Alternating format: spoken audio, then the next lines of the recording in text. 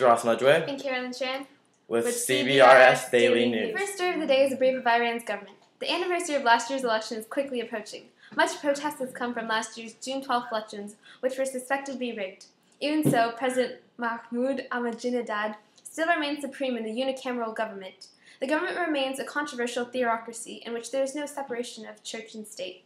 It has been widely opposed by many local militant groups, but as of now, the government remains the same and stable. Up next is Brandon Drosso with the economy. Thanks, Ross. And now for Iran's economy. Iran's economy is marked with an inefficient state sector, reliance on the oil sector, which provides a majority of the government revenues, and statistic policies that create a weakness in their system.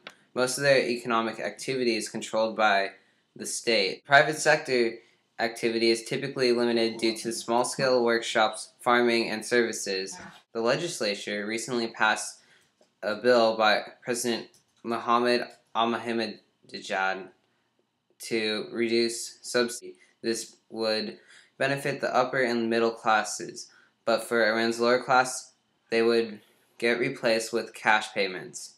High oil prices in recent years also allowed Iran to greatly increase its export earnings and nearly $100 billion in foreign exchange in reserves.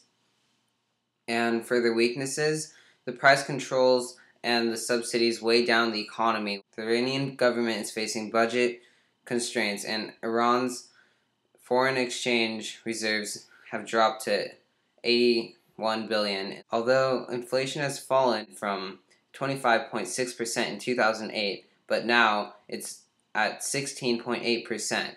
And because of the lower oil prices, Iran continues to suffer from 11.8% of unemployed and underemployed citizens. And that's it for now. Up next, Karen with the weather. Thanks, Carolyn. This is Karen with the weather.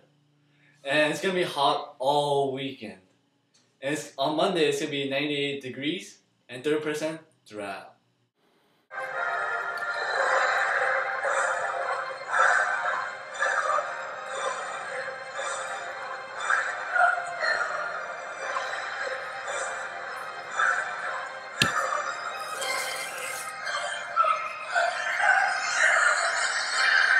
Support Iran.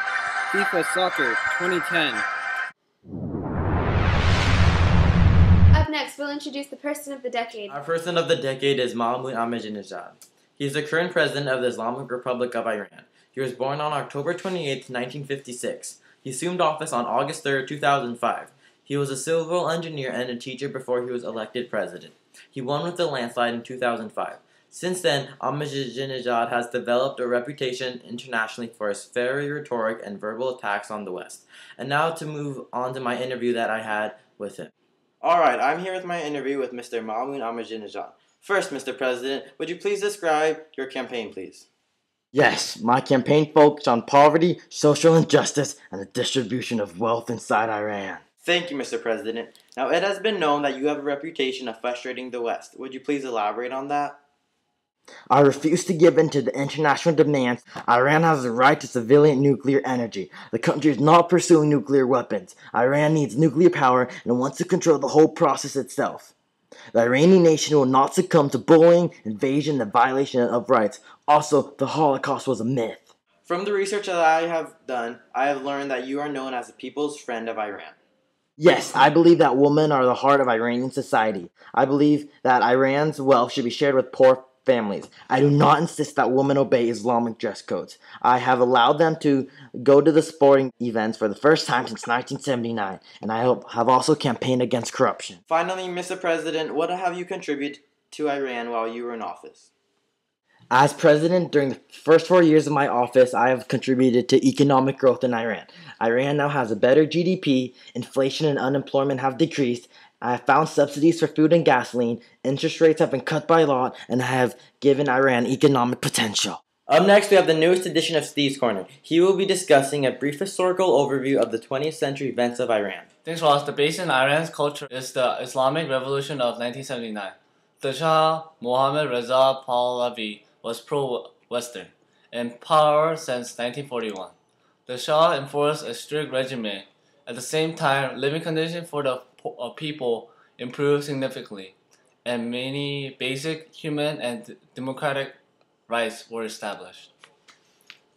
Prime Minister Dr. Shapol Bakhtiar of the opposition was handed some power. He will allow Khomeini to return after years of exile.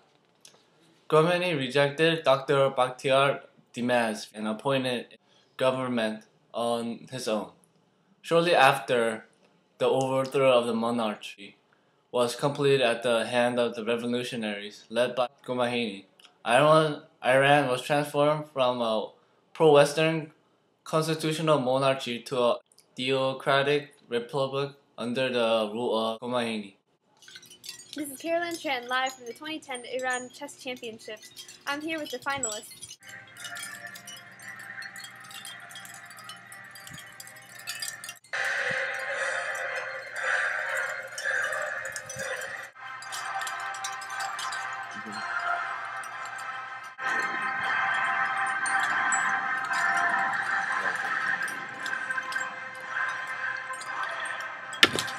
Checkmate!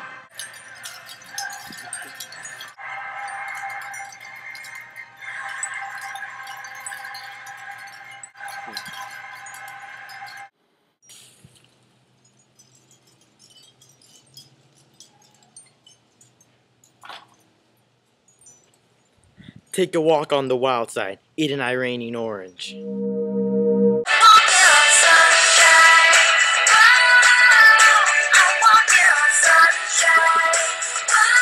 Next up, we have Carolyn Tran with Iran's international relations. Iran remains a no-war, no-peace state. The nation has been seen as a rising power, but recent conflicts display a decline in standing. The country is marked by much instability and turbulence. Not only is there internal conflict over foreign policy, but foreign relations are weak. There is an extreme lack of trust, especially with the West. The spiraling conflict with the U.S. has failed to improve, and with the recent nuclear predicament, this has lowered international relations. The nuclear state has become an international threat. On that note, this wraps up today's daily news. This has been Carolyn Tran And Ross Mudway reporting for CBRS News.